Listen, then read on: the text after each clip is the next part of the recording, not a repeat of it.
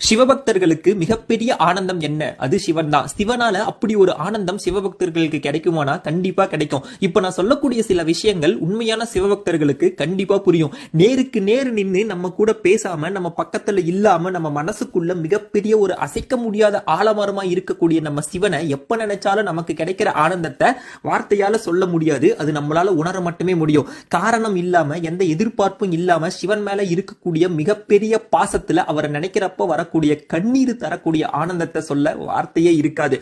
அணுவுக்குள்ள அணுவா இருக்கக்கூடிய நம்ம சிவன் நமக்குள்ள ஒவ்வொரு நொடியும் இருந்துகிட்டு அவரை உணர வச்சுக்கிட்டே இருக்காரு. அவரை உணரப்ப இருக்கக்கூடிய சந்தோஷத்தை விட சிவபக்தர்களுக்கு மிகப்பெரிய ஒரு சந்தோஷம் என்னவா இருக்க முடியும்? 33 கோடி தேவர்களுக்கு மட்டும் இல்லாம கோடான கோடான சிவபக்தர்களுக்கும் இந்த பிரபஞ்சம் முழுவதும் நிறைஞ்சிருக்க நம்ம சிவனை நினைச்சா எப்பயும் ஆனந்தம் ஆனந்தம் ஆனந்தம் தான். மகாதேவா, உன்னோட அதிசயத்தையும் கருணையும் எங்களால புரிஞ்சுக்க முடியல ஐயனே.